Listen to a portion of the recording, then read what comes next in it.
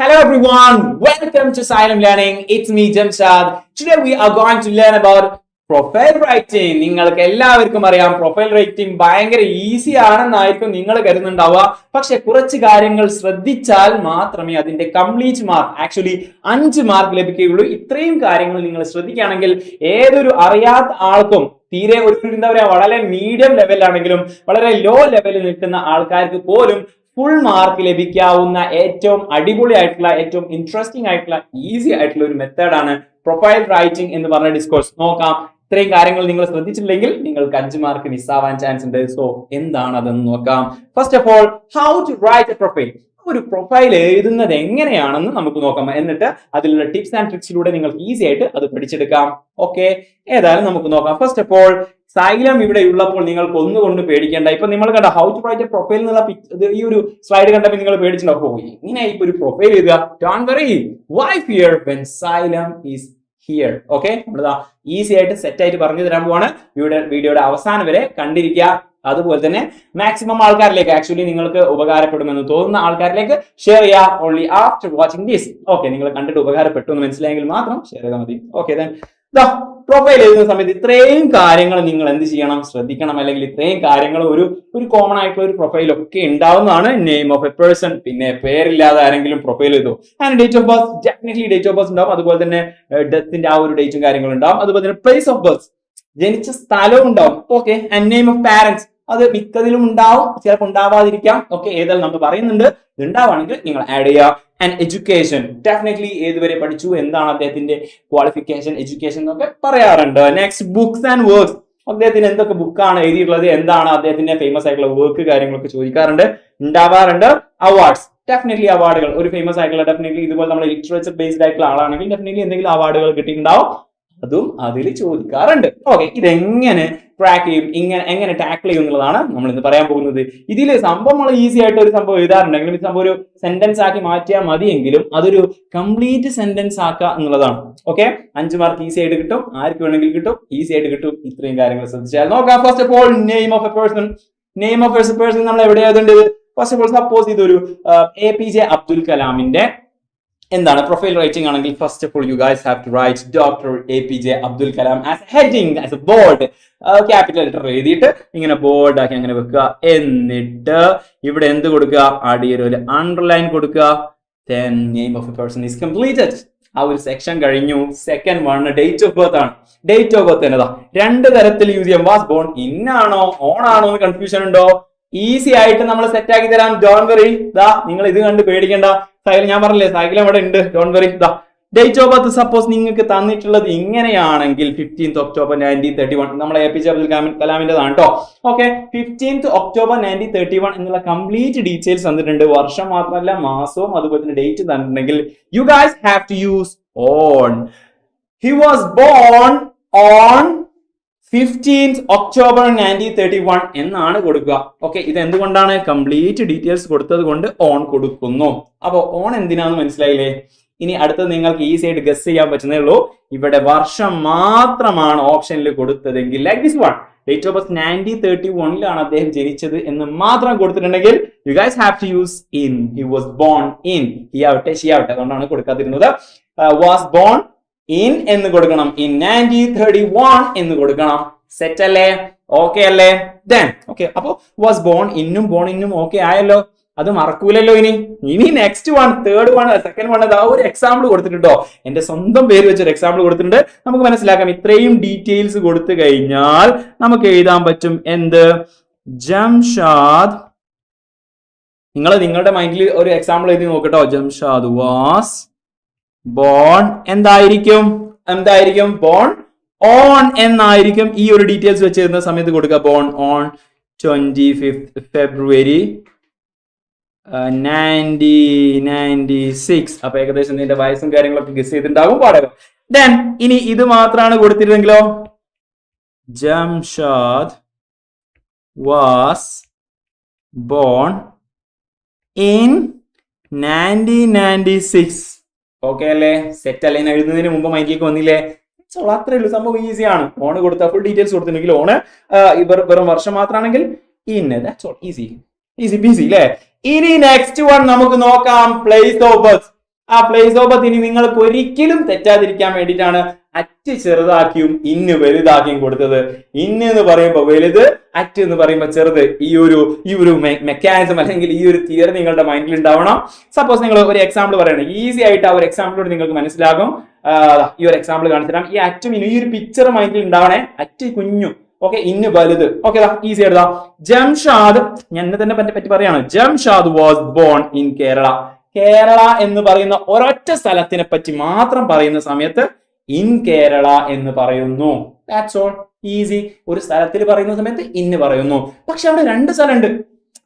രണ്ട് സ്ഥലം ഉണ്ടെങ്കിൽ അതിൽ ഏതാണോ ചെറിയ സ്ഥലം, നമ്മൾ ഇത് യൂസ് ചെയ്തതുപോലെ ഏതാണോ ചെറിയ സ്ഥലം അവിടെ അറ്റും, ഏതാണോ വലിയ സ്ഥലം അത് ഇന്നും കൊടുക്കുക. ഡെഫിനറ്റ്ലി ഇവിടെ കാലിക്കറ്റ് കൊടുക്കുന്ന സമയത്ത് Jamshad was bone at Calicut എന്ന് കൊടുക്കണം. അറ്റ് എന്താ, കേരളത്തെ സംബന്ധിച്ച് നോക്കുന്ന സമയത്ത് കാലിക്കറ്റ് ചെറുതല്ലേ? ഓക്കെ, ദെൻ ഇന്ത്യയെ സംബന്ധിച്ച് നോക്കുമ്പോൾ കേരളം ചെറുതല്ലേ?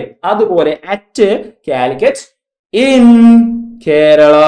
ഇനി അറ്റും ഇന്നും തെറ്റോ? ഈ പിക്ചർ മൈൻഡിൽ ഉണ്ടാവുകയെ? അത്രേ ഉള്ളൂ. പ്ലേസ് ഓഫ് ബർത്ത് കൊടുക്കുന്ന സമയത്ത് ഇങ്ങനെ എഴുതുക, at Calicut in Kerala. Example ആണ് നിങ്ങൾക്ക് ചെയ്യാൻ പറ്റുന്നുള്ളൂ. ഇങ്ങനെ നിങ്ങൾക്ക് എക്സാമിന് വന്നതാ. ഡോക്ടർ APJ അബ്ദുൽ കലാമിന്റെ ഡീറ്റെയിൽസ് കൊടുക്കുന്ന സമയത്ത് birth 15 October 1931, Rameswaram, Tamil Nadu. Easy ആയിട്ട് മനസ്സിലാകും. രാമേശ്വരം എന്നുള്ളത് ചെറുതാണ്, അറ്റാണ്. തമിഴ്നാട് എന്നുള്ളത് എന്താണ്, വലുതാണ്, ഇന്നാണ്. Doctor APJ Abdul Kalam was born on പറയാൻ കാരണം നമ്മൾ ഓൾറെഡി പഠിച്ചു. 15 ഒക്ടോബർ 1931 എന്നുള്ള ഫുൾ ഡീറ്റെയിൽസ് കൊടുത്തിട്ടുണ്ടായിരുന്നു. അറ്റ് രാമേശ്വരം കുഞ്ഞും, ആൻഡ് ഇൻ തമിഴ്നാട് വലുതാണ്. Okay, that's all quite natural. ഇത് മറക്കരുത് എന്നുള്ളതാണ്. ഓക്കെ, ഈ ഒരു പോയിന്റ് മൈൻഡിൽ നിന്ന് പോകരുത്, ഉണ്ടാവണം എന്നുള്ളതാണ്. ഈസിയാണ്, ക്ലിയർ ആണ്. Next one. ഓക്കെ, അതിന് മുമ്പ് ഇതുപോലത്തെ ഒരു എക്സാമ്പിൾ, തിരിച്ചുള്ള ഒരു എക്സാമ്പിൾ വേണ്ടേ? Birth, okay, 1931. അതുപോലെ തന്നെ തമിഴ്നാട് മാത്രം കൊടുത്തു കഴിഞ്ഞാൽ എങ്ങനെ എഴുതും? Doctor APJ Abdul Kalam was born in. നമ്മൾ നേരത്തെ പറഞ്ഞിരുന്നു, വർഷം മാത്രം കൊടുത്തു കഴിഞ്ഞാൽ ഇന്ന് ചേർക്കണം.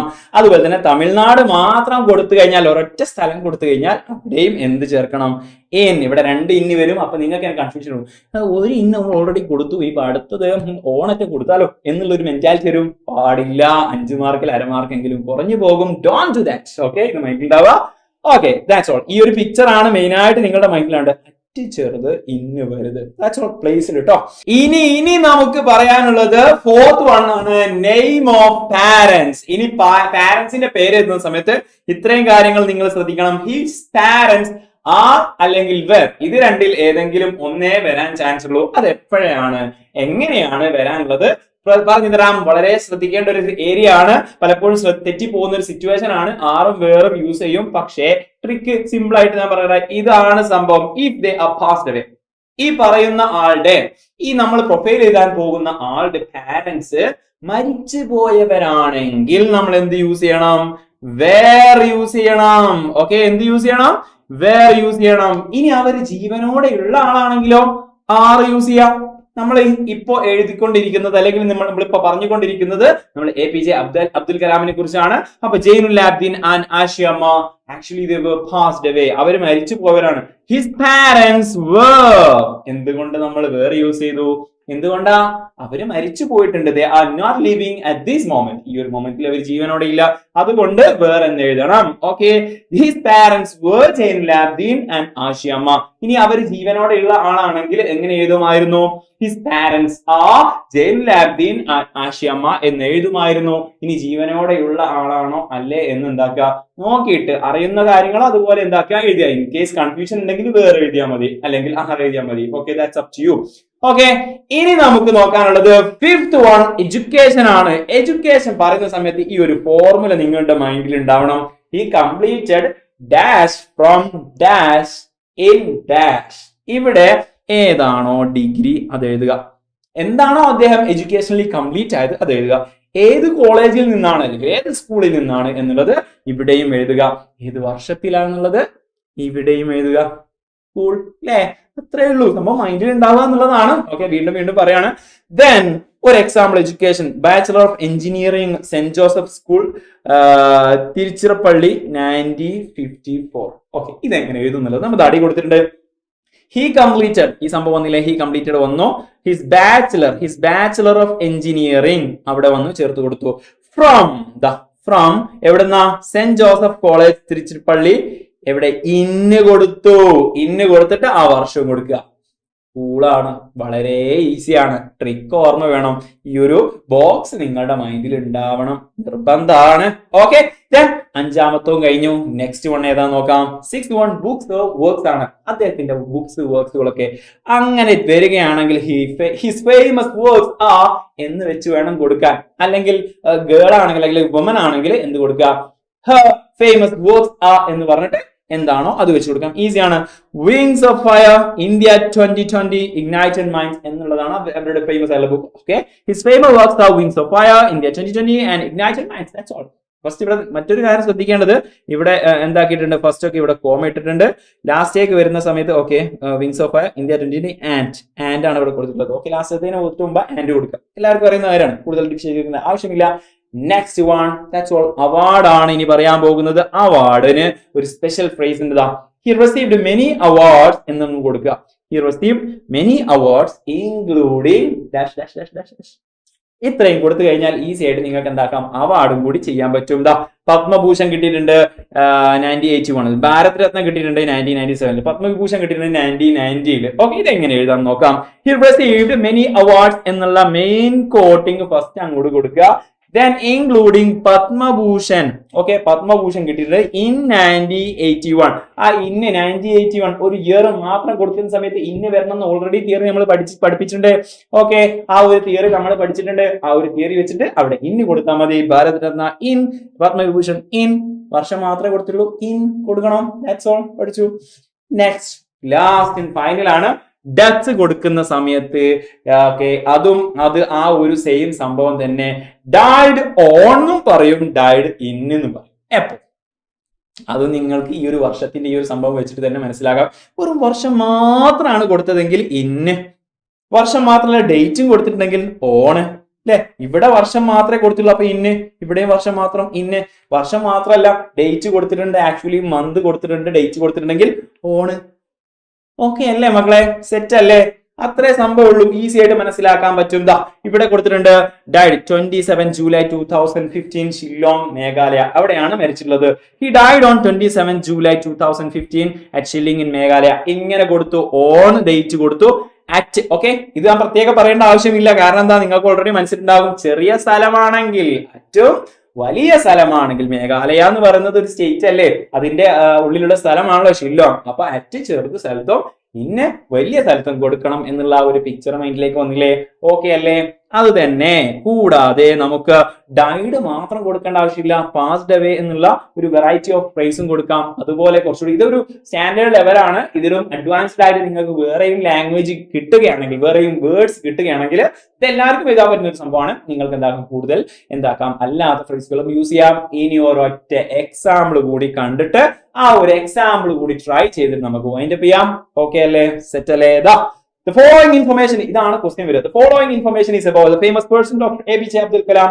Prepare a profile of him. 5 മാർക്കിന് ഇങ്ങനെ ഒരു ക്വസ്റ്റ്യൻ വന്നാലേ ആ 5 മാർക്ക് ഇങ്ങനെ പോക്കറ്റിലാക്കാൻ പറ്റിയ സിമ്പിൾ ഐഡിയ നമ്മൾ പഠിച്ചില്ലേ? ഇനി അതിന്റെ എക്സാമ്പിൾ കൂടി നോക്കാം. ബർത്ത് കൊടുത്തിട്ടുണ്ട്, എഡ്യൂക്കേഷൻ കൊടുത്തിട്ടുണ്ട്, വർക്ക്സ് കൊടുത്തിട്ടുണ്ട്, അവാർഡ്സ് കൊടുത്തിട്ടുണ്ട്, ഡെത്ത് കൊടുത്തിട്ടുണ്ട്, പാരന്റ്സിന്റെ ഡീറ്റെയിൽ കൊടുത്തിട്ടില്ല. അത് എഴുതണമെന്നില്ല, അറിയെങ്കിൽ എഴുതിയും വെച്ചോ. ഇവിടെ കൊടുത്തോ. നമ്മൾ പറഞ്ഞതുപോലെ തന്നെ അല്ലേ, നോക്കിയാ എല്ലാ കാര്യങ്ങളും ശ്രദ്ധിക്കാം. ഫസ്റ്റ് ഹെഡിങ് കൊടുത്തു, വേണമെങ്കിൽ ഒരു കള്ളിയൊക്കെ വരയ്ക്കും കേട്ടോ. നേരത്തെ പോലെ എന്താക്കുക, വേണമെങ്കിൽ ഇതാ അടിയിൽ ഇങ്ങനെ ഒരു വരയൊക്കെ വരച്ചിട്ട് സെറ്റ് ആക്കി ഹൈലൈറ്റ് ചെയ്ത് കൊടുക്കുക. ദെൻ പിന്നീട് doctor APJ Abdul Kalam was born.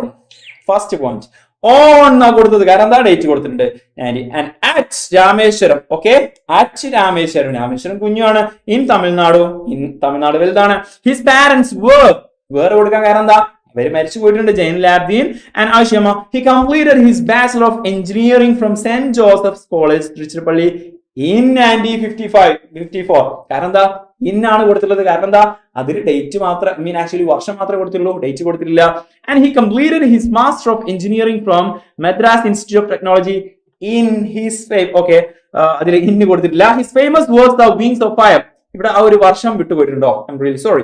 വരവോ ആ ഒരു വർഷം കൊടുത്തത് വർഷം മാത്രമാണ് ഉദ്ദേശിച്ചത്, അതുകൊണ്ടാണ് ഇന്ന് കൊടുത്തുള്ളത്. His famous was wings of fire ഉണ്ട്, ഇന്ത്യ 2020 ഉണ്ട്, ഇഗ്നൈറ്റഡ് മൈൻഡ്സ് എക്സെട്ര ഒക്കെ ഉണ്ട്. He received many awards including ആ ഒരു phrase he received many awards including അതും കൊടുക്കുക പത്മഭൂഷൺ in 1981 ഇന്ന് കൊടുക്കേണ്ട ആവശ്യം ഇങ്ങനെ റിപ്പീറ്റ് പറയേണ്ട ആവശ്യമില്ലല്ലോ. You guys know everybody well. Padma Bhushan in 1990 and Bharat Ratna in 1997. He died on 20 died on അവിടെ ഓൺ കൊടുക്കാൻ കാരണം ഇത്രയും ഡീറ്റെയിൽ ആയിട്ട് ആ വർഷം മാസം അതുപോലെ തന്നെ ഡേറ്റ് ഒക്കെ കൊടുത്തിട്ടുണ്ട്. സോ ഓൺ കൊടുക്കുക. Axilong in Meghalaya. നമ്മൾ ലാസ്റ്റ് എക്സാമ്പിൾ പറഞ്ഞിരുന്നു. I hope you guys could understand everything well. Okay അല്ലേ? ഇത് നിങ്ങൾ ഈ ഒരു പ്രൊഫൈൽ റൈറ്റിംഗ് ഇങ്ങനെ കണ്ടുപോയത് കൊണ്ട് മാത്രം കാര്യമില്ല, എഴുതുകയും കൂടി ചെയ്താൽ മാത്രമേ നിങ്ങൾക്ക് എന്താവുകയുള്ളൂ, മനസ്സിലാവുകയുള്ളൂ. എഴുതി പഠിക്കേണ്ട ഒരു ആക്ടിവിറ്റിയാണ് ഈ ഒരു പ്രൊഫൈൽ റൈറ്റിംഗ് എന്ന് പറയുന്നത്. സോ ഏതെങ്കിലും ഒരു എക്സാമ്പിൾ എടുത്തിട്ട് എന്താക്കാം, ഒന്നുമില്ല, ഇത് ഈ ഒരു എക്സാമ്പിൾ തന്നെ എടുത്തിട്ട് ഈ ഒരു ഹിൻസ് തന്നെ എടുത്ത് നിങ്ങൾ എഴുതി നോക്കുകയാണെങ്കിൽ ബെറ്റർ. ഓക്കെ, അതിനുശേഷം അറിയാത്തൊരു പ്രൊഫൈൽ എടുക്കുക, എന്നിട്ട് എന്താക്കാം, എഴുതാവുന്നതാണ്. ഓക്കെ, ഒരു ട്രൈ ചെയ്ത് നോക്കാം. ഓക്കെ, ഇതുപോലെ ആവുന്നുണ്ടോ കാര്യങ്ങളൊക്കെ. എന്നിട്ട് നിങ്ങൾക്ക് ഈ വീഡിയോ ഇഷ്ടമായെങ്കിൽ മാത്രം, ഇതുപോലത്തെ വീഡിയോസ് നിങ്ങൾക്ക് വേണമെങ്കിൽ മാത്രം സബ്സ്ക്രൈബ് ചെയ്യുക. അതുപോലെ തന്നെ ഇത് ആവശ്യമുണ്ടാകും എന്ന് കരുതുന്ന ഗ്രൂപ്പിലേക്കും ആൾക്കാരിലേക്കും ഷെയർ ചെയ്ത് കൊടുക്കുക. നിങ്ങൾക്ക് വീഡിയോ ഇഷ്ടപ്പെട്ടെങ്കിൽ മാത്രം, നേരത്തെ ഇതുപോലത്തെ വീഡിയോസ് വേണമെങ്കിൽ സബ്സ്ക്രൈബ് ചെയ്യുക. ഈ വീഡിയോ ഇഷ്ടപ്പെട്ടെങ്കിൽ മാത്രം ലൈക്ക് ചെയ്യുക. കൂടാതെ ഈ വീഡിയോ പറ്റിയുള്ള അഭിപ്രായങ്ങളും അതുപോലെ തന്നെ നിങ്ങൾക്ക് ഇനി എന്തൊരു ഡിസ്കോഴ്സ് ആണ് ഇതുപോലെ ഡിസ്ക്രൈബ് വളരെ വാസ്റ്റ് ആയിട്ട് വളരെ അടിപൊളിയായിട്ട് ഡിസ്ക്രൈബ് ചെയ്ത് തരേണ്ടത് എന്നുള്ള കാര്യവും എന്താക്കുക, ഇവിടെ കമന്റ് ചെയ്യുക. നിങ്ങളുടെ വീഡിയോ പറ്റിയുള്ള അഭിപ്രായങ്ങളും കമന്റ് ചെയ്യുക. That's all for today. Let's see in another class. Let's see in another video with another discourse. Until then, it's a bye. Thank you. It's me, Jamshad.